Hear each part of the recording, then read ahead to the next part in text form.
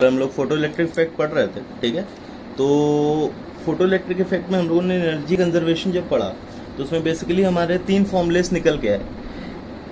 एक तो क्या था, E photon is equals to work function plus K. अब इसी को हम लोगों ने जब फ्रीक्वेंसी के टर्म्स में लिखा तो H mu is equals to H mu naught plus K. यहाँ एच म्यू नॉट क्या रिप्रेजेंट करता था, तुम्हारा थ्रेशोल्ड फ्रीक्वेंसी। एंड फर्दर हम लोगों ने जब लेमडा के टर्म्स में लिखा तो H C by lambda is equals to H C by lambda naught plus K. यहाँ लेमडा नॉट क्या रिप्रेजेंट कर रहा है, तुम्हारा थ्रेशोल्ड वेवलेंथ। फर्दर जब हम लोगों ने इसको 12,400 वाले फॉर्मूले में रखा तो 12,400 by lambda is equals to 12,400 by lambda naught plus K, ठीक है। इसमें ध्यान रखना है कि इसमें तुम्हारा लेमडा एंड लेमडा नॉट किसमें होने चाहिए, एंगस्ट्रॉम में, और जो भी एनर्जी है वो किसमें निकलेगी, इलेक्ट्रॉन वोल्ट्स में। क्लियर है। तो ये बेसिकली हमने फॉर्मूले डिराइव किए, तो इसी पे हम लोग फर्दर न्यूमेरिकल्स करेंगे, ठीक है। जैसे फर्स्ट न्यूमेरिकल है तुम्हारा, when a photon is incident on a metal surface जिसका work function 2 electron volts given है and electron is ejected with kinetic energy 2 electron volts, find first part mu naught, second part lambda naught, third part E photon, fourth part lambda photon, ठीक है। तो ये हमें निकालना है। तो सबसे पहले अगर मान लो मुझे सबसे पहले म्यू नॉट निकालना है, तो म्यू नॉट के लिए हम लोगों ने क्या बोल रखा है, W is equals to H mu naught. Clear है, आया समझ में। या फिर क्योंकि इलेक्ट्रॉन वोल्ट्स में डाटा गिवन है इसलिए मैं डायरेक्टली बोल सकता हूँ W is equals to 12,400 by, या म्यू नॉट डायरेक्टली निकाल इलेक्ट्रॉन वोल्ट्स में तो 2 into 1.6 into 10 to power minus 19 is equals to, मैं क्या बोलूंगा, 6.6 into 10 to power minus 34 into mu naught. Clear है। इससे क्या आ जाएगा तुम्हारा म्यू नॉट। क्लियर है। या फिर threshold frequency. Second lambda naught, lambda naught या तो 2 is equals to 12,400 by lambda naught, तो इससे तुम्हारा लेमडा नॉट डायरेक्टली कितना आ जाएगा, 6200 एंगस्ट्रॉम। क्लियर है, आया समझ में। क्योंकि डाटा इलेक्ट्रॉन वोल्ट्स में गिवन है इसलिए तुम लेमडा नॉट किसमें निकाल सकते हो, एंगस्ट्रॉम में। क्लियर है, ठीक है। थर्ड हमारा एनर्जी ऑफ फोटोन, तो एनर्जी ऑफ फोटोन के लिए एनर्जी कंजर्वेशन क्या है, E photon is equals to work function. Work function कितना गिवन है, 2 प्लस के ई, कितना 2, तो ई फोटोन कितना आ जाएगा, 4 इलेक्ट्रॉन वोल्ट्स। और ई फोटोन अगर 4 इलेक्ट्रॉन वोल्ट्स आ गया तो उनसे अगर लेमडा फोटोन बोला है तो lambda E photon is equals to, मैं क्या लिख सकता हूं, 12,400 बाय लेमडा ऑफ फोटोन। तो यहां से तुम्हारा 4 इज इक्वल्स टू क्या आ जाएगा, 12,400 बाय लेमडा फोटोन, या लेमडा फोटोन क्या आ जाएगा, is equals to 3,100।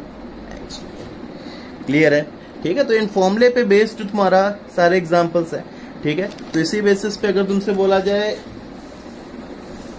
Second example, अगर तुमसे बोला जाए when an electromagnetic radiation of wavelength 310 nanometre strikes a metal surface, work function कितना गिवन है, 2.5 electron volts, find first part के E of electron, second part velocity of electron. एक बार video pause करो, इसको अटेम्प्ट करो, ठीक है, फिर इसका सोल्यूशन देखो। तो तुमसे क्या बोला गया है कि electromagnetic radiation wavelength 310 nanometers strikes a metal surface, तो तुम्हारा यहाँ पे के ई निकालने के लिए E photon is equals to, मैं क्या लिख सकता हूं, W प्लस के ई फोटोन के लिए तुम्हारा ये गिवन है 12,400 डिवाइडेड बाय 3,100, क्योंकि नैनोमीटर्स को एंगस्ट्रॉम में कन्वर्ट किया, is equals to 2.5 plus K ई। तो यहां से के ई ऑफ इलेक्ट्रॉन तुम्हारा कितना निकल के आ जाएगा, ये 4 माइनस 2.5 मतलब 1.5 यूनिट, ध्यान रखना क्या आएगी, इलेक्ट्रॉन वोल्ट्स, ठीक है। अब सेकेंड पार्ट तुम्हें वेलोसिटी निकालना है, तो के ई इज इक्वल्स टू क्या आएगा, हाफ mv स्क्वायर। के ई तुम क्या रखोगे, 1.5 इज इक्वल्स टू हाफ। अब ये m किसका है, तो m किसका होगा, इलेक्ट्रॉन का। इलेक्ट्रॉन का मास क्या रखोगे, अब ध्यान दो, इसमें यूनिट्स का बहुत ध्यान रखना, क्योंकि वेलोसिटी तुम्हें मीटर पर सेकंड में निकालोगे, तो मीटर पर सेकंड इज SI, तो मास क्या होगा, इन kgs, ठीक है। मास किसमें रखोगे तुम, kgs, तो 9.1 into 10 to power minus 31 into V square. दूसरी चीज एनर्जी किस में रखी जाएगी? जूल्स में। तो 1.5 इलेक्ट्रॉन वोल्ट से तो इसको किस में कन्वर्ट करना पड़ेगा? ठीक है, ध्यान रखना है, यूनिट्स का ध्यान रखना। वेलोसिटी तुमसे पूछा गया है तो वेलोसिटी मीटर पर सेकंड, मतलब एसआई यूनिट्स है। एसआई यूनिट है तो मास केजीस में आएगा और एनर्जी किस में आएगी? जूल्स। ठीक है, आया समझ में? नेक्स्ट, अब अच्छा इसमें ट्रू एंड फॉल्स कुछ दे रखा है। पहला है work function W depends on the type of EM wave. मतलब जो वर्क फंक्शन है वो एक EM वेव के टाइप, मतलब उसकी फ्रीक्वेंसी, या जैसे मान लो रेड लाइट है उसका अलग वेवलेंथ है, ब्लू लाइट है उसका अलग वेवलेंथ है, तो उसके फ्रीक्वेंसी या लैम्डा पे डिपेंड करेगा। ये स्टेटमेंट ट्रू है कि फॉल्स? ठीक है, तो एक बार खुद से सोचो। तो ये स्टेटमेंट फॉल्स है। ध्यान रखो, इस वाले फॉर्मूले में वर्क फंक्शन जो है E is equals to W plus KE, उसमें work function property of metal है, वो वेवलेंथ ऑफ या फ्रीक्वेंसी ऑफ जो फोटोन है या इलेक्ट्रोमैग्नेटिक वेव है उस पर डिपेंड नहीं करेगा। ठीक है, ध्यान रखना, work function is property of metal and does not depend on EM wave, does not depend on.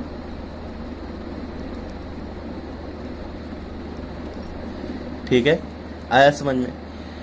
तो सेकंड बेसिस इसे बोले म्यू नॉट। म्यू नॉट क्या? Threshold frequency, depends on the type of EM wave. तो mu naught क्या होता है? W is equals to H mu naught. H constant, अगर W depend नहीं कर रहा है तो म्यू नॉट भी तुम्हारा इस पे डिपेंड नहीं करेगा, ये भी सिर्फ किस पे डिपेंड करेगा? मेटल पे। क्लियर है? Mu depends on the type of EM wave. Mu क्या है? Mu is the frequency of photon, और फ्रीक्वेंसी ऑफ फोटोन है तो वो रेड लाइट के लिए अलग होगा, ब्लू के लिए अलग होगा, तो दिस स्टेटमेंट इज। ठीक है, तो इसमें ध्यान रखना, W, mu naught, lambda naught, work function, threshold frequency और threshold wavelength, these are the properties of metal and does not depend on the type of EM wave. ये कौन सा मेटल है इस पे डिपेंड करेगी। जैसे अगर मान लो तुझसे पोटेशियम का वर्क फंक्शन अलग आएगा, लिथियम का अलग आएगा। ठीक है, depends on the type of metal but does not depend on the type of EM wave. Clear है कि नहीं? क्लियर है, आया समझ में?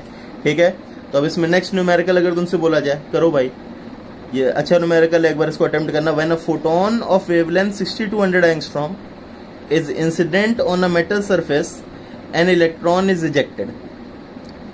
In another experiment, if another photon of lambda is equals to 4000 angstrom is incident on same metal,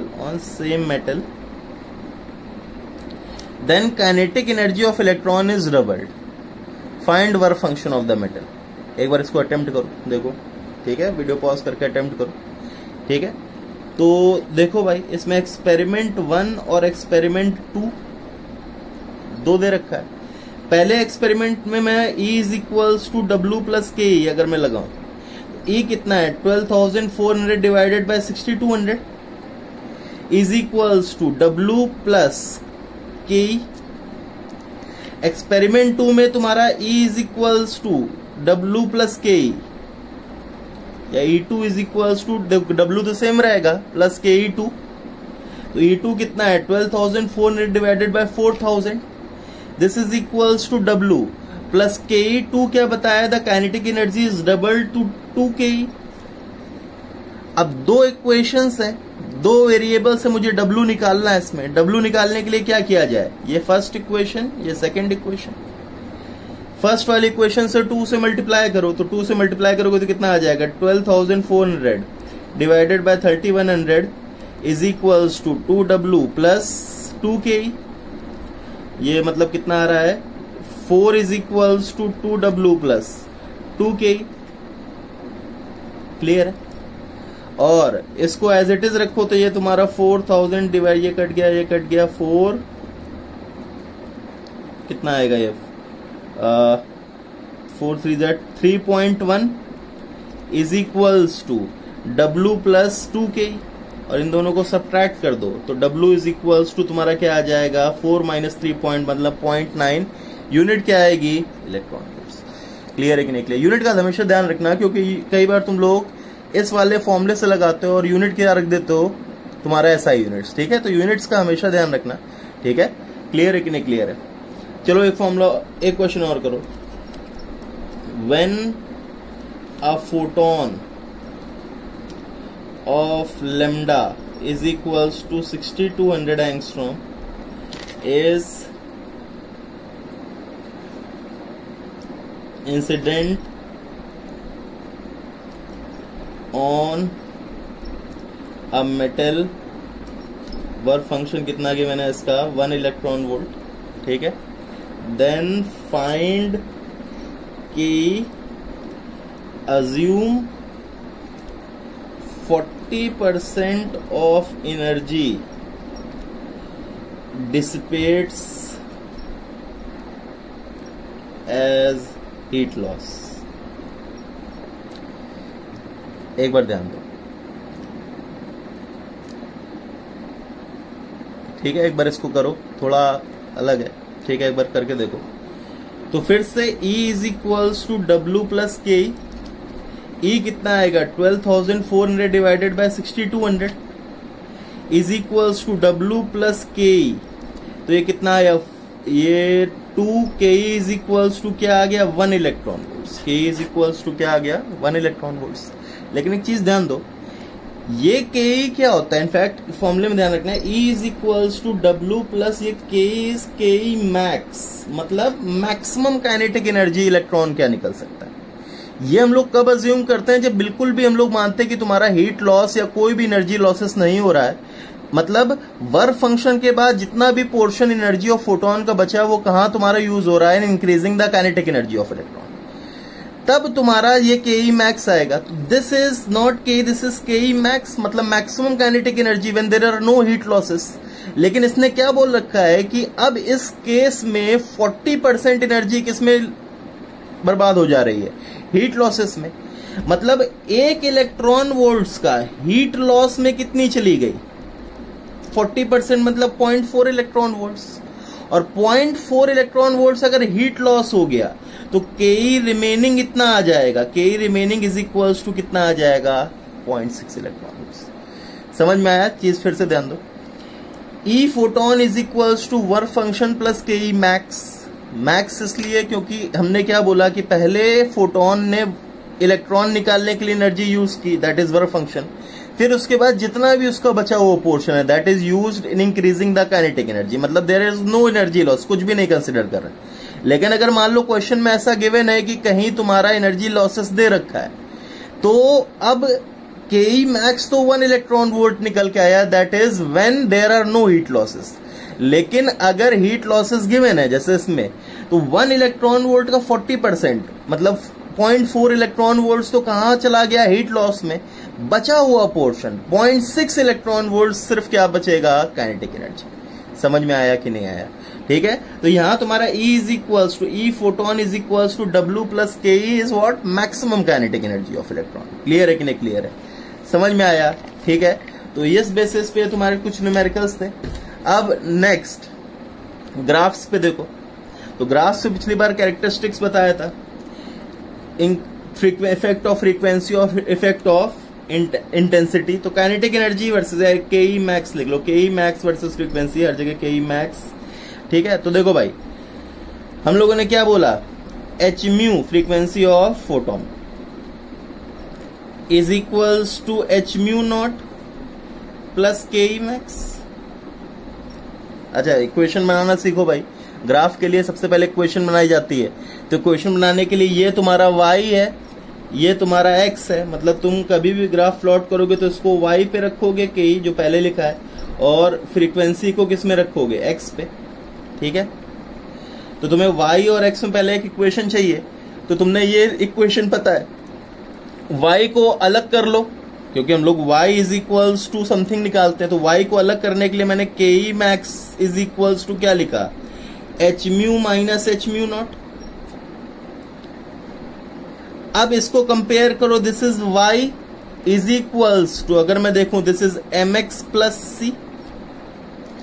straight line की equation से अगर कंपेयर किया जाए, mu is x, frequency is x, तो यहां से m क्या आएगा h, और c क्या आएगा माइनस h म्यू नॉट। समझ में आया कि नहीं आया, ठीक है। y पे ये x तुम्हारा म्यू, तो m क्या आ गया h, और c क्या आ गया minus H mu not. m is what slope, ये क्या है इंटरसेप्ट। तो मतलब मैं क्या बोल सकता हूं दिस इज, इसका स्लोप तो पॉजिटिव होगा लेकिन इंटरसेप्ट क्या होगा नेगेटिव, मतलब कुछ इस तरह से। समझ में आया कि नहीं आया, क्लियर है। इसका स्लोप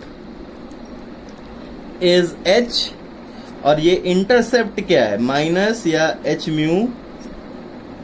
समझ में आया, क्लियर है कि नहीं क्लियर है, ठीक है, कोई दिक्कत, ठीक है। नेक्स्ट, अगर तुमसे बोला जाए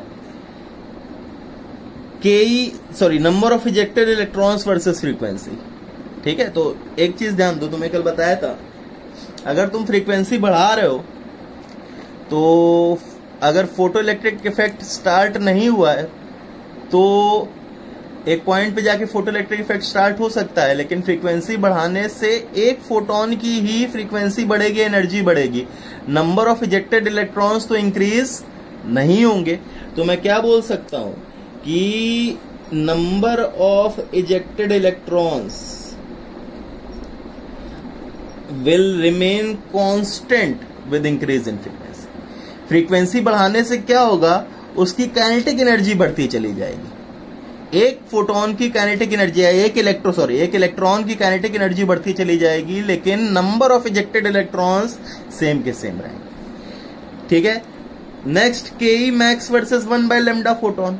फिर से इक्वेशन बनाने की सोचो तो हमने क्या पढ़ रखा है, hc/λ is equals to hc/λ naught plus K max.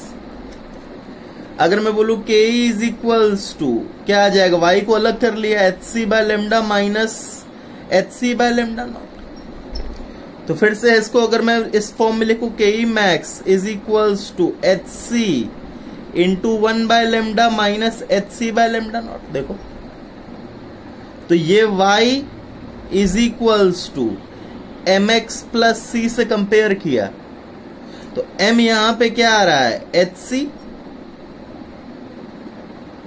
और c क्या आ रहा है माइनस hc/λ नॉट। तो फिर से अगर मैं ke वर्सेस 1/λ का अगर बनाऊं तो फिर से slope positive, intercept negative. Clear है कि नहीं क्लियर है, समझ में आया, ठीक है। एक बार खुद से बनाने के जो ग्राफ्स में सबसे पहले क्या होता है, इक्वेशन बनाने y या x सेपरेट करना है, y को एक तरफ ले जाओ अकेले, x के साथ बाकी चीजें रखो। फिर दूसरी चीज इक्वेशन देखो किस टाइप की, तो अभी स्ट्रेट लाइन दिख रहा है। अब number of ejected electrons versus intensity, ये थोड़ा थ्योरेटिकल है क्योंकि इसमें हमें इक्वेशन नहीं दे रखा है। तो ये बताओ अगर मैं बोलूं इंटेंसिटी तुम बढ़ा रहे थे तो इंटेंसिटी बढ़ाने से नंबर ऑफ फोटॉन्स बढ़ रहे हैं और नंबर ऑफ फोटॉन्स बढ़ रहे थे और एक फोटोन एक इलेक्ट्रॉन को इजेक्ट कर रहा है। तो अगर नंबर ऑफ फोटॉन्स बढ़ेंगे तो नंबर ऑफ इलेक्ट्रॉन्स भी या इजेक्टेड इलेक्ट्रॉन्स भी इंक्रीज हो जाएंगे।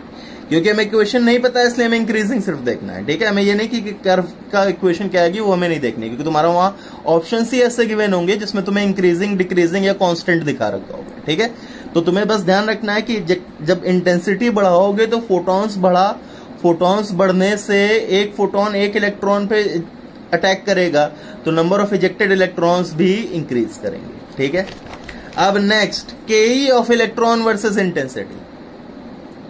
तो क्या तुमसे बोला जाए के ऑफ इलेक्ट्रॉन वर्सेस इंटेंसिटी, अगर बोला जाए के मैक्स ऑफ इलेक्ट्रॉन, तो ये बताओ क्या इंटेंसिटी बढ़ाने से एनर्जी पे कोई फर्क पड़ा, एनर्जी ऑफ फोटोन पे?